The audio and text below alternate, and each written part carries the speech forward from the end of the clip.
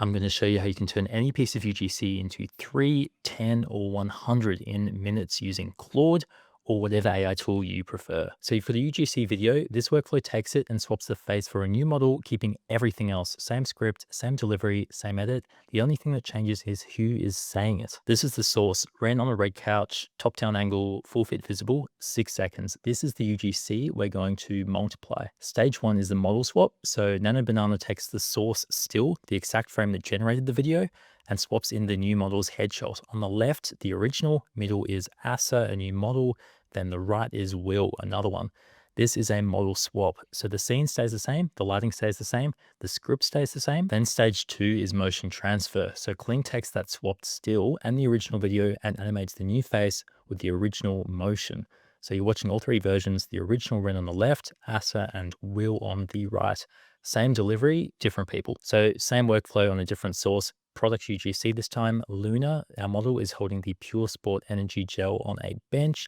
On the left, the original Mia in the middle, and then Sophia, another model on the right. The product stays in the scene through the swap, and Kling holds it through the motion. And here are the three versions. So why? You spent the time getting the UGC right, the script, the delivery, the setting, but with one face for the content, you're hitting one audience and your creative will fatigue quickly. So this workflow is how you extract the full value of what you have already. One video becomes 10 or 100, and one piece of creative can now target multiple different audiences. To run the workflow in Claude, you'll need the multiply UGC skill. And if you haven't used Claude before for AI visuals, I've also put a free guide below. When you run multiply UGC, Claude asks what source UGC you want to use. Any UGC video you have, whether that's one generated with a skill or something you shot yourself, then it lists your available models for you to pick from, or you can drop one in. For the model, you need an image of the face you want to swap in. So I'll show you on the next slide what that looks like. Then two stages. First, the Nano Banana model swap. So use the Nano Banana image generation model, which we are accessing inside Claude, but is also available in many other AI platforms. So the source still goes in as image 1 and the target model's headshot goes in as image 2. The prompt is swap the model in image 1 with the model in image 2. Then the output is the swapped still. Then stage 2 is the Kling motion transfer. So the swap still plus the original UGC video goes to Kling's motion control model. These are the model reference images we use, just headshots. I'd suggest something like a high quality casting headshot like these. I have a full lesson on how to generate these inside AI Creative Studio, but a clean reference image from elsewhere also works fine too.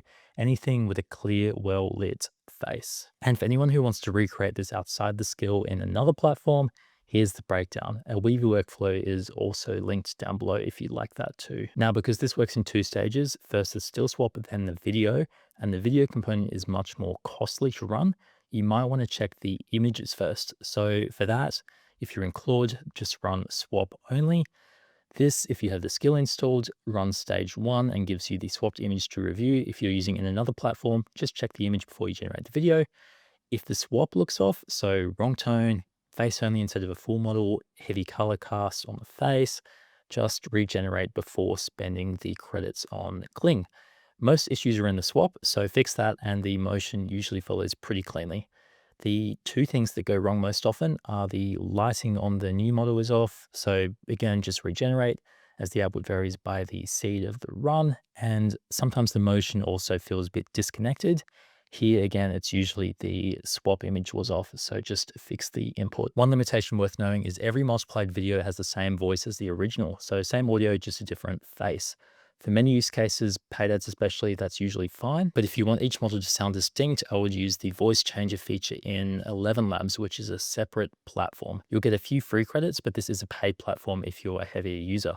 But just upload the audio, select a voice that fits the new model, and download it and layer it over in CapCut, Premiere Pro, wherever. So go try it. Take any UGC video you've got or shoot a quick one. Run multiply UGC in Claude if you have the skill. Swap in a second model. Then if you want to share the result, drop a link to the original and the multiplied version in the comments, and I would love to see what you've made. I've linked a free Weavy workflow as well for this below. And if you want the Claude skill and the full system, model creation, UGC generation, product shoots, all of that, it's inside AI Creative Studio. Link for that is below too.